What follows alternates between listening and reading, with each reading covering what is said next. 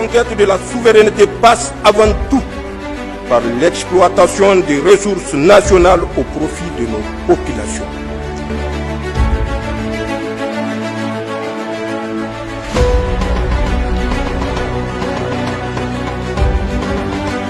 J'ai élaboré des lettres de mission pour les membres du gouvernement. Chaque département ministériel va rendre compte, le moment venu, de l'exécution des missions à lui confiées et les conséquences en seront tirées. Cela en toute responsabilité. Il s'agit de notre devoir sacré de redevabilité envers le peuple nigérien. En tout état de cause, à un moment ou à un autre, chacun rendra compte de ses actes devant le peuple, devant l'histoire et devant le Créateur. C'est aussi vrai pour les gouvernants que pour les agents publics, les pères de famille et chaque citoyen. Fin de citation. Général de brigade Abdrahman Chani, président du Conseil national pour la sauvegarde de la patrie CNSP, chef de l'État. Message à la nation à l'occasion du 66e anniversaire de la proclamation de la République, 18 décembre 2024.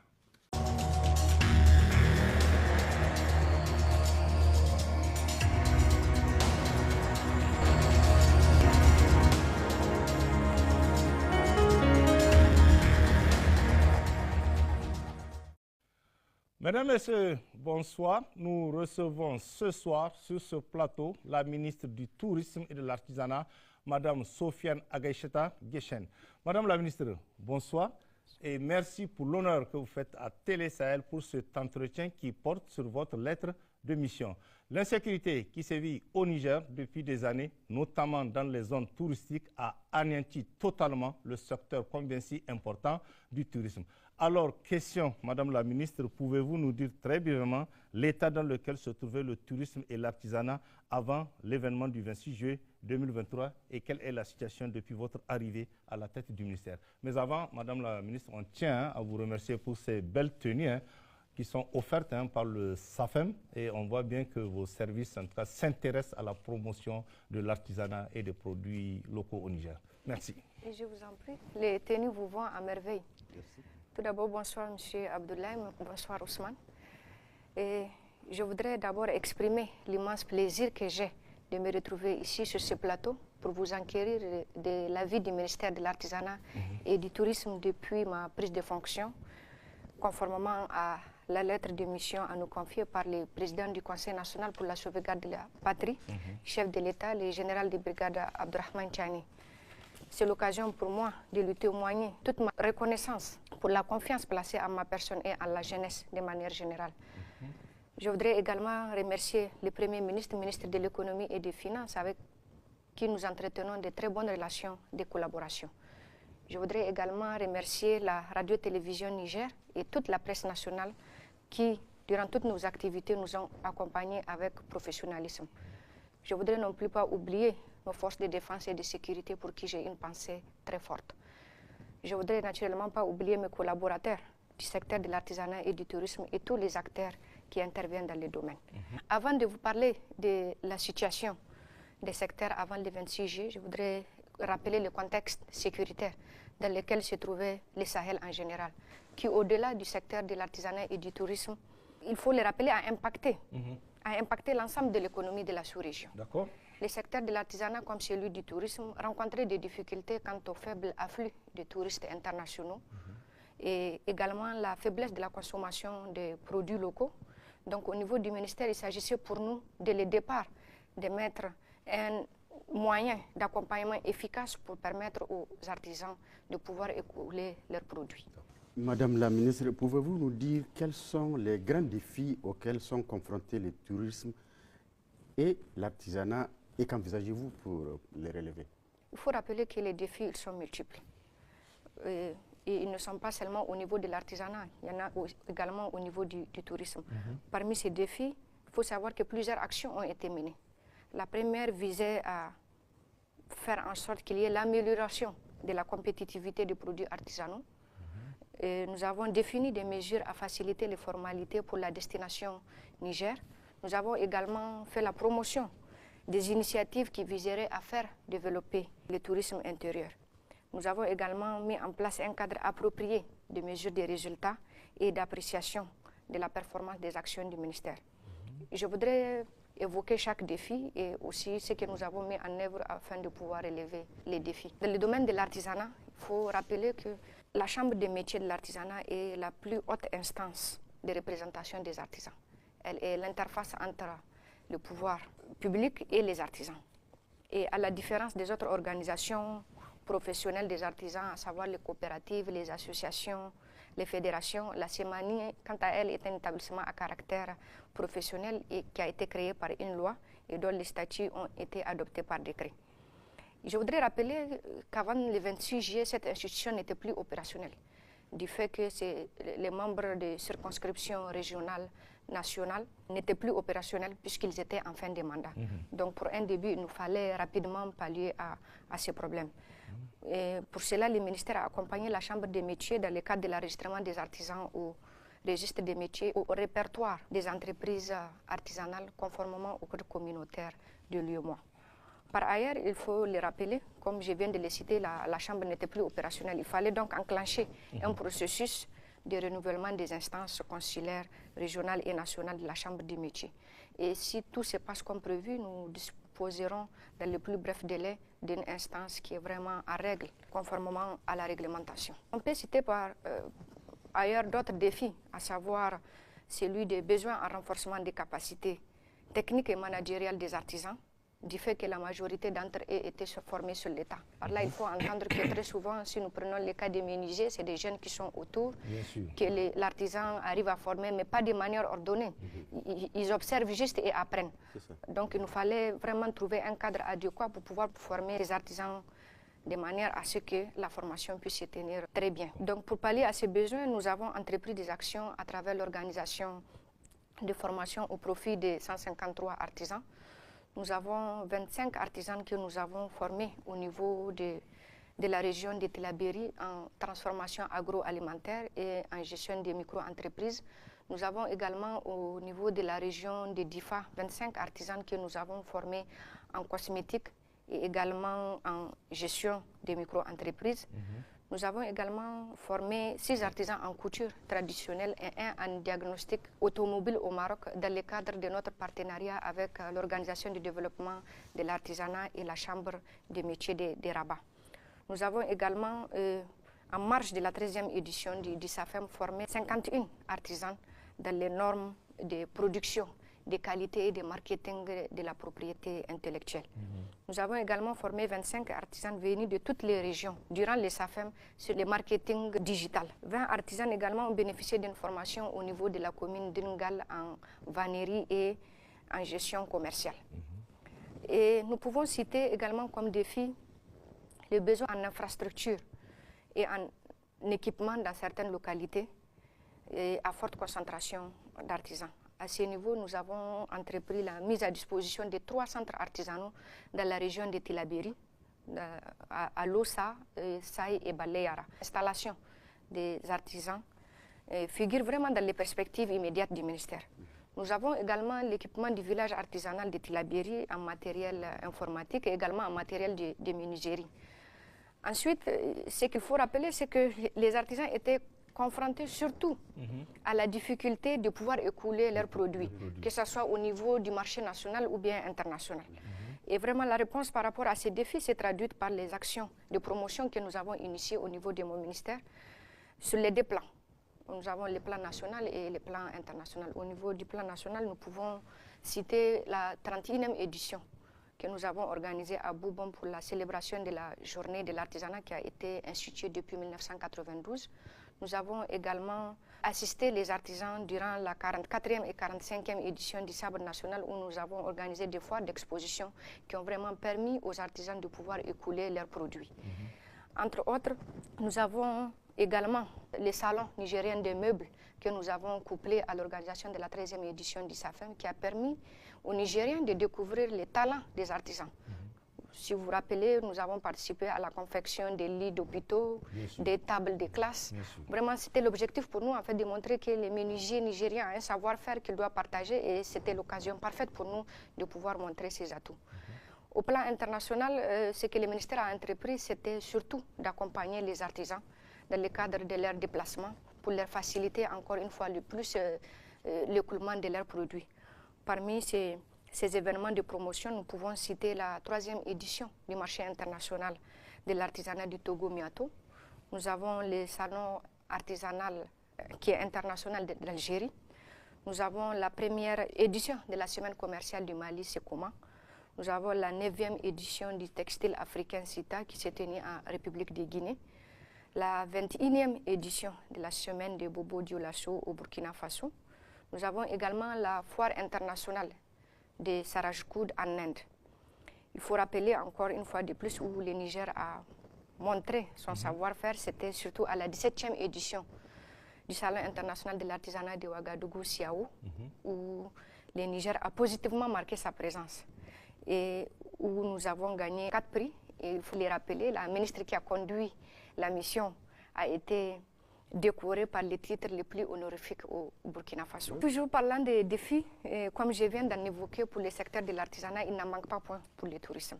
Et parmi ces grands défis, je dois commencer par dire qu'avant le 26 juillet, il faut le rappeler, au niveau du secteur du tourisme, le secteur ne disposait pas d'un texte de politique nationale. Et cela a eu comme conséquence la marginalisation de ces secteurs dans les programmes prioritaires du gouvernement. Donc pour ce faire, vraiment des dispositions ont été prises en relation avec les institutions concernées pour l'élaboration de ce document de politique sectorielle. Nous avons relevé également l'insuffisance des données statistiques. Parce qu'aujourd'hui, il faut le rappeler, le plus difficile, je dirais, au niveau du secteur du tourisme, c'est de pouvoir dire comment évaluer l'impact économique du secteur. Cette faiblesse a constitué à la fois un handicap pour une meilleure appréciation de l'apport du tourisme à l'économie nationale et également pour la recherche de financement. Et pour remédier à ces problèmes, nos services sont en relation avec l'Institut national des statistiques pour la mise en œuvre des dispositions prises à cet effet. Comme pour l'artisanat, j'ai à les citer, les difficultés aussi se sentaient dans les besoins en renforcement des capacités.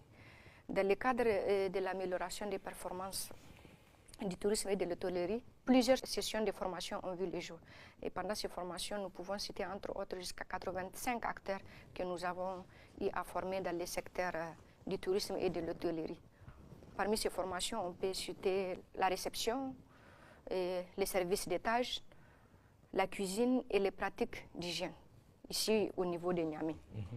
Un autre défi que je voudrais évoquer, qui n'est pas des moindres, est celui de la Covid-19, qui a conduit vraiment au faible afflux de touristes internationaux. Et sans oublier également l'aspect, ou je dirais la situation sécuritaire. Il y avait donc une nécessité impérieuse de vendre davantage la visibilité de la destination touristique du Niger. C'est dans ce cadre que pour redynamiser le secteur du tourisme, le ministère a axé ses efforts sur la promotion du tourisme intérieur à travers l'organisation des événements d'attraction touristique dont nous pouvons citer la 5e édition du Festival des civilisations du fleuve qui s'est tenu l'année dernière à Boubon.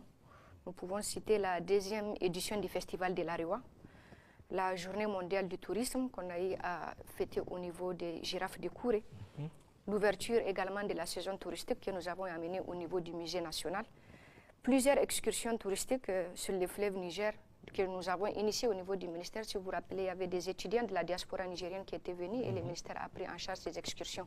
Tout cela, vraiment, nous pourrions dire qu'il rentre dans le cadre de la promotion de ce tourisme intérieur et aussi dans le cadre de faire découvrir aux Nigériens le Niger. Leur propre pays. Voilà. D'accord.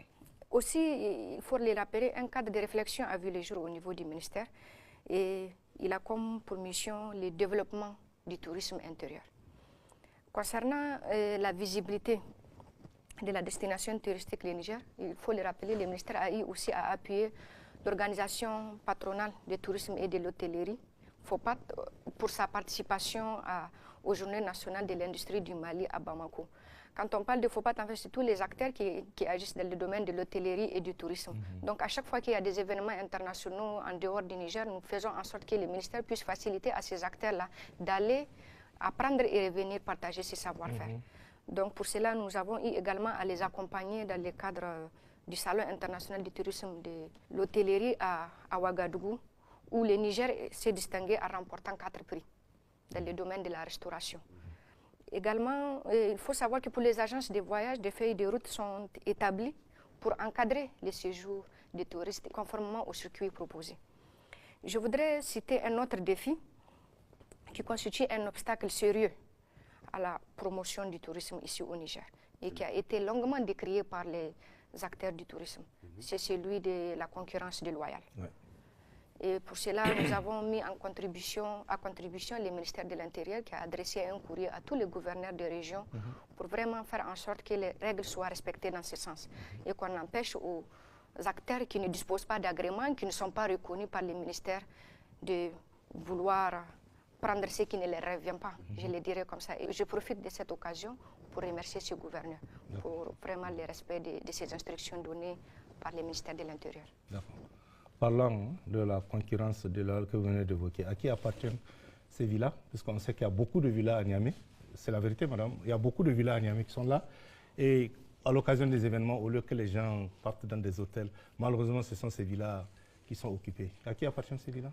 Vous savez, quand vous dites villa, nous, dans nos textes, une villa, nous ne pouvons pas qualifier une villa d'hôtel. C'est des hôtels que nous avons, c'est des sites d'hébergement. Donc on parle de maisons alors? On parle de maisons. À qui appartiennent ces maisons? Je ne pourrais pas les dire. Il faut savoir qu'au niveau du ministère, nous avons des inspecteurs. En dehors des inspecteurs généraux des services, nous avons des inspecteurs des établissements touristiques. Je dirais que c'est comme des policiers qui viennent vérifier si la réglementation dans le cadre du tourisme est respectée ou pas. Et leur mission principale est d'identifier ces maisons. Donc quand vous parlez des maisons ou des villas, il faudrait rentrer en contact avec ces inspecteurs pour dire, bon, nous avons constaté une pratique ici où une villa se permet de faire de l'hébergement. Parce qu'en principe, ils n'ont pas le droit. Parce que les hôteliers se plaignent beaucoup. Oui, bien sûr. C'est ce que je viens de citer. Ça rentre aussi dans le cadre de la concurrence déloyale.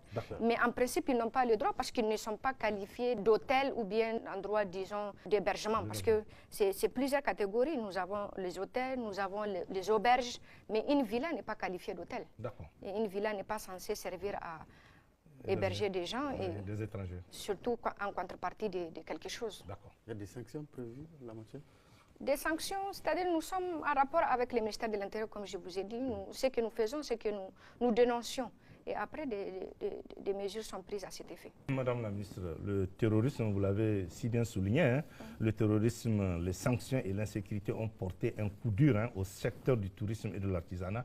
Quelle approche particulière envisagez-vous dès lors pour tenir compte de ce contexte? Avant de répondre à votre question, je voudrais rappeler une situation au niveau du ministère du Tourisme. Il faut savoir qu'avant les événements du 26 juillet, nous n'étions plus à régularité avec l'Organisation mondiale du tourisme, ce qui nous a vraiment pas permis de pouvoir bénéficier de certains financements dans le cadre de l'accompagnement de l'Organisation mondiale du tourisme. Mais il faut savoir que des mesures ont été prises à cet effet pour pouvoir faire en sorte que nous puissions disposer du droit du vote et être éligibles pendant les sessions statutaires de cette organisation. Réglé. Nous avons convenu d'un commun accord de pouvoir faire en sorte que le Niger puisse retrouver sa voie durant ces sessions. Vous savez, pour mieux appréhender les défis et difficultés affectant les deux secteurs, nous avons organisé une série de rencontres avec les deux secteurs. En 2024, pendant le mois de septembre et d'octobre, nous avons consacré chaque mercredi pendant 2 mois à des rencontres d'échange. Il faut savoir qu'à la suite de ces entretiens, un document a vu le jour que nous avons soumis à l'appréciation du Premier ministre et qui a bien voulu également accorder une audience à ces acteurs afin de discuter des difficultés auxquelles ils faisaient face. Et je tiens vraiment à remercier le Premier ministre qui avait pris la peine de poser des questions pour chaque fêtière, les agences de voyage, les hôtels, tous les soucis qu'ils avaient, même avec la Direction générale des impôts, pour vraiment trouver un moyen pour pallier à toutes ces difficultés auxquelles ils faisaient face. Et je dois rappeler que les événements du 26 juillet nous ont également permis de pouvoir évaluer notre dépendance vis-à-vis de l'extérieur et d'envisager également des mesures d'atténuation. Face à ces menaces, nous avons mis en place des stratégies de contournement. Il s'agit pour nous de promouvoir les marchés intérieurs. C'est dans ce sens, en ce qui concerne l'artisanat, nous avons sensibilisé les artisans sur la nécessité de produire pour les besoins locaux. Parce que trop souvent, pendant ces échanges, beaucoup se plaignaient du fait que les Nigériens n'achetaient pas chez eux. Et la remarque que nous avons eu à leur apporter, c'était qu'ils produisaient pour l'extérieur. un bijou qu'un étranger peut acheter à 100, 200 euros n'est pas le même qu'un Nigérien pourrait s'offrir. Donc on leur a vraiment demandé de faire en sorte qu'ils puissent produire en fonction des besoins des Nigériens. C'est-à-dire s'ils peuvent avoir des bijoux à hauteur de leur prix et aussi à hauteur de leurs moyens financiers. De même, pour promouvoir le tourisme intérieur, nous avons eu à amener les acteurs à être sensibilisés sur les secteurs et également à adapter leur offre des services aux réalités économiques de la clientèle. Parce qu'aujourd'hui, c'est vrai qu'il y a des cadres qui partent en mission, mais très souvent, si l'hôtel est cher, il n'est pas possible pour les fonctionnaires de pouvoir prendre tous ces frais de mission et de pouvoir les mettre dans un établissement touristique. Donc pour cela, nous avons demandé aux acteurs de vraiment adapter leur offre en fonction du portefeuille des Nigériens. Je voudrais également rappeler que nous avons le droit d'assurer la survie des entreprises qui ont choisi d'investir dans les deux secteurs. À défaut des touristes internationaux, nous devons inciter les Nigériens à fréquenter, comme je viens de le dire, les établissements de tourisme pendant leur voyage, en vacances ou en mission. Pour cela, nous encourageons fortement, comme je viens de le citer, vraiment les investisseurs dans les secteurs à développer une offre adaptée au portefeuille des Nigériens. Nous encourageons également les Nigériens à découvrir les pays à travers les programmes que nous avons initiés au niveau du ministère, à savoir Mon pays, ma destination préférée, et à la découverte de nos villes. C'est aussi dans ce cadre que nous organisons des festivals dans les régions du Niger, c'est surtout pour mettre en lumière les richesses culturelles et les merveilles touristiques locales, comme cité précédemment. Dans le secteur de l'artisanat, nous avons mené un plaidoyer fort, il faut le rappeler, pour la prise en compte des produits de l'artisanat dans la commande publique. Et cela s'est illustré par l'organisation du Salon nigérien des meubles, le plaidoyer que nous avons mené au sein également du comité de gestion des inondations pour la prise en compte des femmes transformatrices et en agroalimentaire rentre également dans ce cadre. Il en a été de même lorsqu'il s'agissait d'organiser la 13e édition du SAFEM. Nous avons demandé aux artisans de nous confectionner des pagnes qui sont produits ici. Si vous vous rappelez, pendant la cérémonie d'ouverture, les écharpes qui avaient été mises ont été produits par nos artisans. En ce qui concerne le commerce électronique, parce que bon, comme vous l'avez cité aujourd'hui, nous avons un souci sécuritaire qui ne permet pas à nos artisans de pouvoir se déplacer et qui ne permet pas non plus à certains touristes de vouloir venir. Donc il s'agissait pour nous de réfléchir rapidement à des moyens pour pouvoir faire en sorte que les artisans qui sont assis chez eux ou bien dans leurs boutiques ou dans les centres artisanaux puissent écouler leurs produits. C'est dans ce cadre que nous avons mis en place des formations en commerce électronique. Le e-commerce. Le e-commerce, voilà, en collaboration avec l'Agence nationale de la société d'information ANSSI. Nous avons également organisé des formations au profit des femmes artisanes représentant les 8 régions en marketing digital. Nous comptons poursuivre ces partenariats avec l'ANSSI pour promouvoir le e-commerce, comme vous venez de le citer, dans les secteurs de l'artisanat, y compris celui du tourisme. Nous avons également une convention en projet avec le ministère de la Communication dans le cadre de la plateforme de Niger Post qui est Kaomini, qui rentre aussi dans ce cadre. C'est une plateforme où la personne peut commander ce qu'elle veut et puis elle est livrée. Le e-commerce, ça marche? Ça marche, oui. Ils ont une plateforme au niveau de Niger Post qui s'appelle Kaomini et nous sommes en collaboration avec eux pour que nous puissions intégrer en fait les artisans dans leur base de données pour qu'ils puissent écouler leurs produits. Quelle place occupe le tourisme et l'artisanat dans notre société et dans notre économie? Que comptez-vous faire pour faire de l'artisanat un véritable levier économique et social? Vous savez, le tourisme, c'est l'industrie du voyage. Les Nigériens voyagent beaucoup et pour preuve, nous avons plus de 20 compagnies de transport terrestre ici au Niger qui sont dynamiques et opérationnelles. Actuellement, la majorité des clients de nos structures d'hébergement sont constitués d'étrangers en séjour ou de passage au Niger. Notre stratégie vise à casser cette dépendance en favorisant le développement du tourisme domestique. Nous comptons aussi, à travers les actions ciblées et harmonisées, promouvoir et développer le tourisme comme levier pour la reprise économique du pays. En ce qui concerne l'artisanat, je dois rappeler que beaucoup ont une compréhension étroite du secteur de l'artisanat. Pour eux, les activités de l'artisanat se limitent à l'artisanat d'art, à savoir la bijouterie, la maroquinerie, alors que dans sa dimension large, l'artisanat englobe des activités de production, artisanat utilitaire telles que la confection meubles, des ustensiles de cuisine.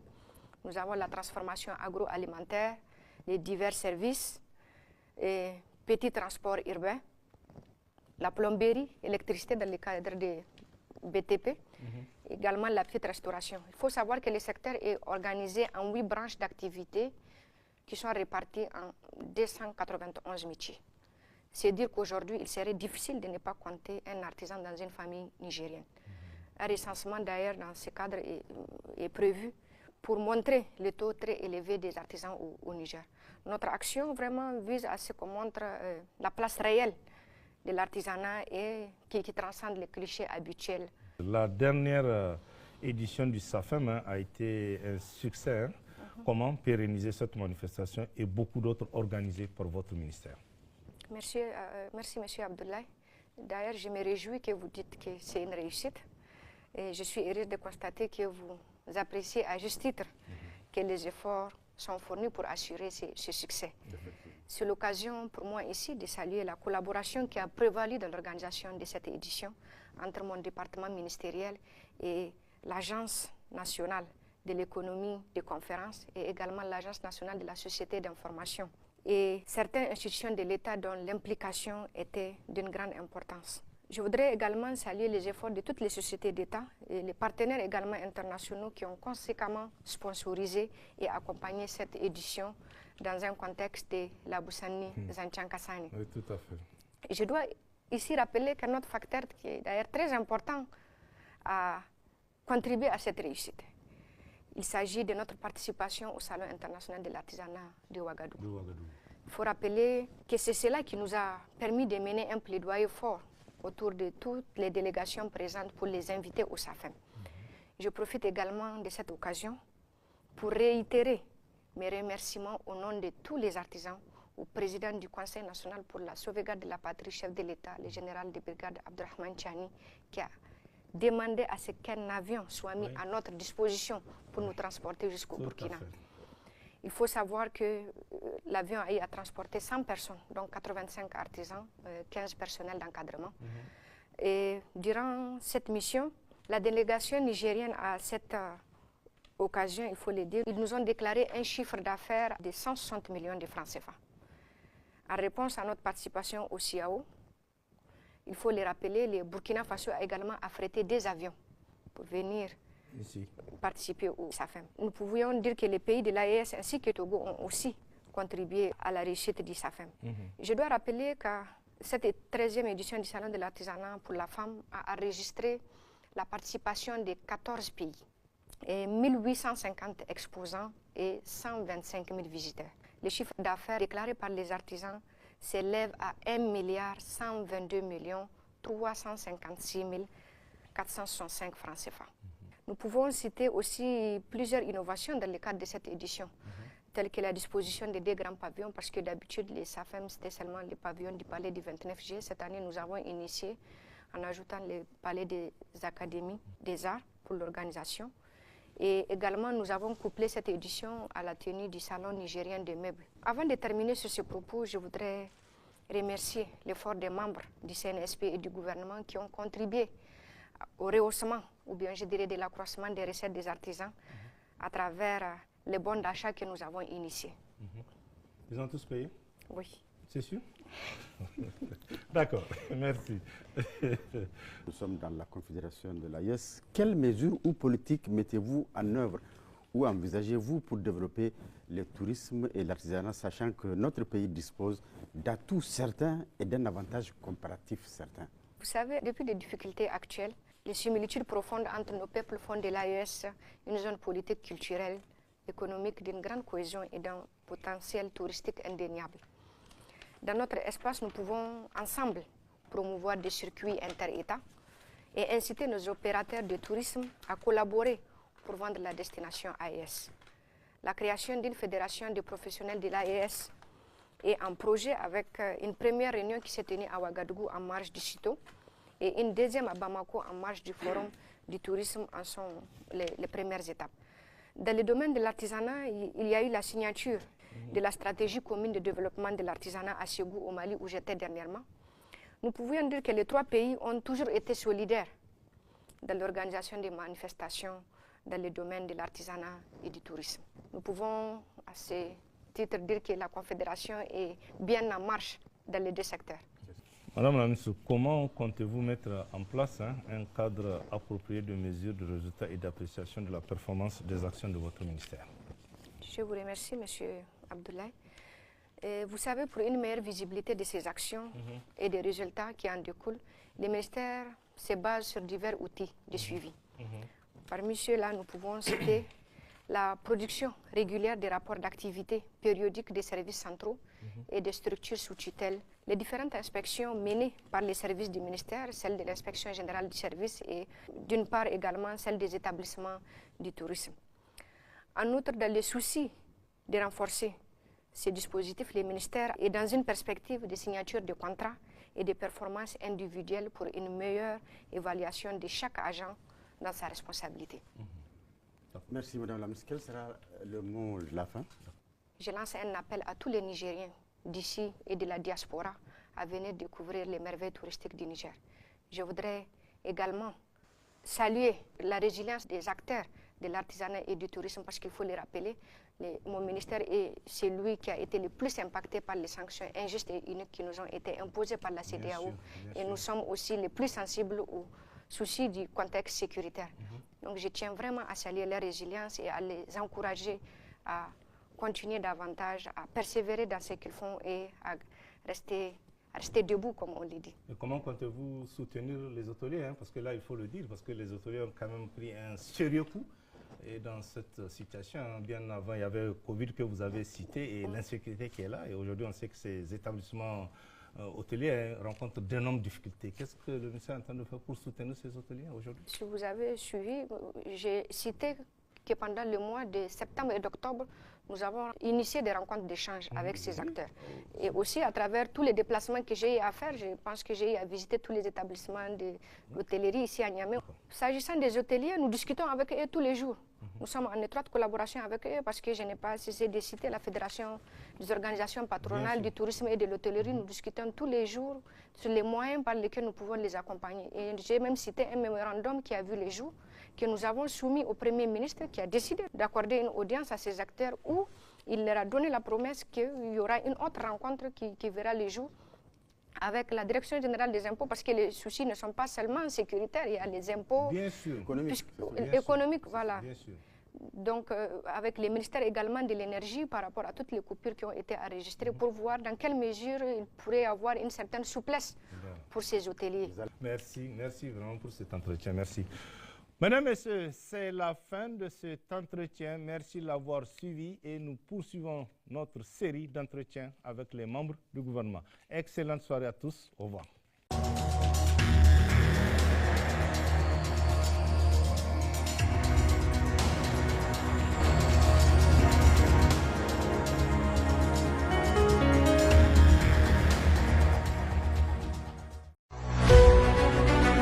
La conquête de la souveraineté passe avant tout par l'exploitation des ressources nationales au profit de nos populations.